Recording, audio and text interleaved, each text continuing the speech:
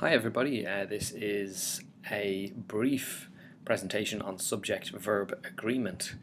So let's get started. So first of all, what we have to do with subject-verb agreement is to find the subject. Okay, every sentence has a verb and most verbs have a subject. Most of the time this is really easy. Okay, so if studied is the verb, John is going to be the subject. You can have more than one thing as the subject. For example, John and his friends study every weekend. This is going to be a plural or compound subject. It's not always as easy as this though. Sometimes you may have a bit of distance between the subject and the verb, and sometimes the subject might look like a verb itself, like in this case a gerund. In these three cases we have subject-verb. That's usually how English works, subject, verb, object, but it doesn't always work like that. Sometimes there can be some inversion. If you have a there plus be structure, the subject might follow the verb. Okay, so once we've found the subject, we have to choose whether it is singular or plural. So in the present tense in particular, present tense verbs have a plural and a singular form, so two forms. In the past and future tense, the only verb that you have to really worry about is the be verb. Okay. Other than that, subject-verb agreement does not play a huge part in past and future tenses. It's mostly in the present tense. So let's have a look. We have the singular form of the verb, which is works. He works, just one person. And then you have the plural form, which is they work. And again, there's no S there. In the past and future, just look out for that be verb. The be verb really changes around a lot. So you have I am, you, we, they are, he, she, it is. Okay, so just make sure that they match. And in the past tense, we have was and were. Okay, so pay particular attention if there's a be verb that it matches the subject. Okay, and we have some examples there. But we really pay most attention to it in the present tense. That's really what we're going to be focusing on. And if there is a be verb. Okay, moving on. Let's look at the present tense. So present tense regular verbs, the general rule is only one S, okay, between the subject and the verb itself. As we can see, we have I, you, they. Okay, play, he, she, it plays. We add on the S because it is singular. The one S rule applies between the subject and the verb if it's a countable noun. Okay, so here we have the students play, and again, one S between the subject and the verb, and the student plays. So the one S rule is a general guideline, but there are quite a few exceptions to it. Okay, we don't usually have the subject and the verb both ending in S. And remember that certain verbs like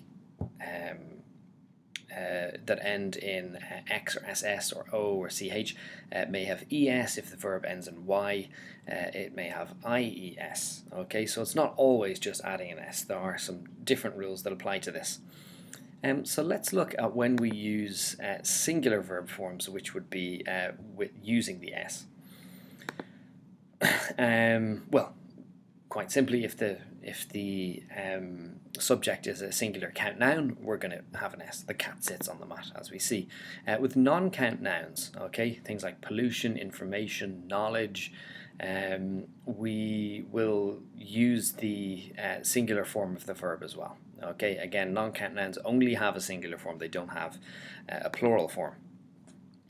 With a gerund, as we saw earlier, they may not look like subjects, but they are verbs acting as nouns in the ing, and these take singular form. And look out for some words as well: each, every, somebody, anybody, nobody. These will usually results in a singular verb form. Okay, particularly each and everybody. Okay, things to look out for. Some words end in S but are not plural, like news, physics, or series. Okay, you say physics is my favorite subject. The titles of books, movies, and films, even if they are plural, are still going to be singular. They're going to take the singular verb form. For example, Great Expectations was written by Charles Dickens. Even though Expectations is plural, the title of the book itself is going to be singular. When we're dealing with distance, time, or money, even though there may be a plural, like here with years or dollars, it's still going to be singular. Okay, so $1,000 is a lot of money. So that's dealing with distance, money, and time. And then, as we saw before, the subject sometimes follows the verb if there's a there plus be structure. Okay, there is too much information to learn. There are so many errors in this paper. So they're just things to look out for and be careful of. Let's look at when we use plural verb forms. Okay, so again, the 1S rule. Okay, cats is going to end in a verb with no S on the end. Compound subjects, okay, if there's two subjects there. So again, this is against the 1S rule, okay. If you see and, it's going to make that subject plural. And certain words as well, we have almost several. These are guidelines, okay, it doesn't always happen like this, but pay particular attention to quantifiers which count plural count nouns like several or few. Okay, very often these will indicate a plural verb form, but not always.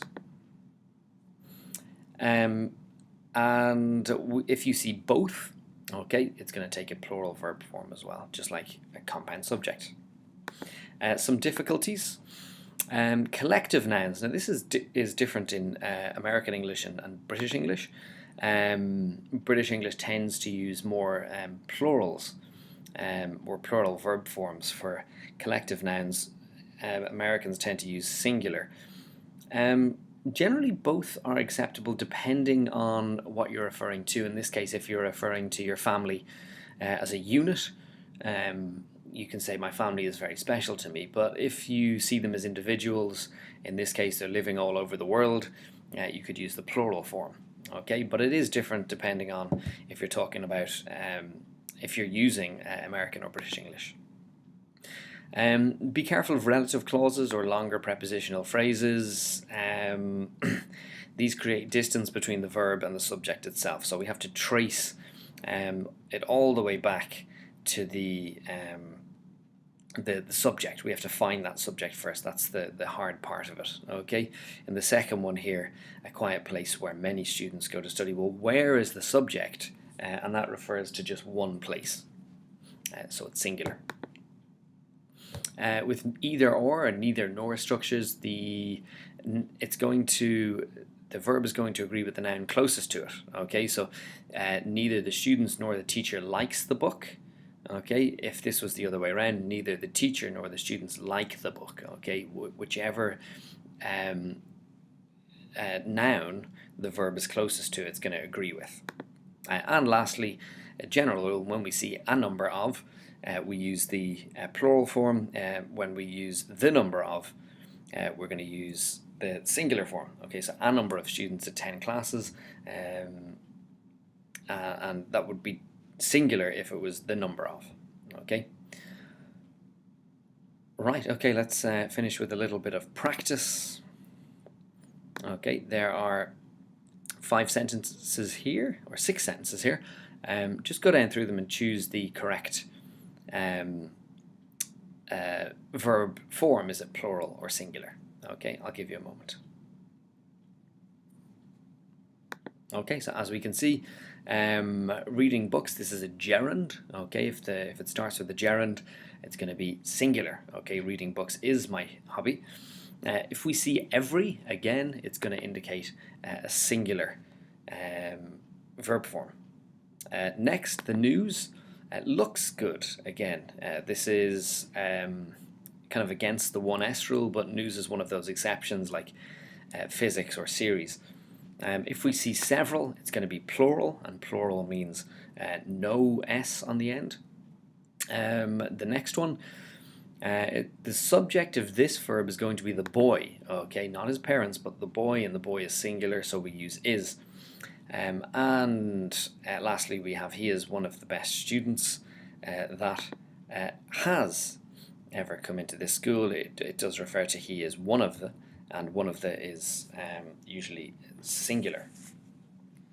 Okay, that concludes the subject-verb agreement presentation. Make sure to edit your work carefully for it before submitting. All the best.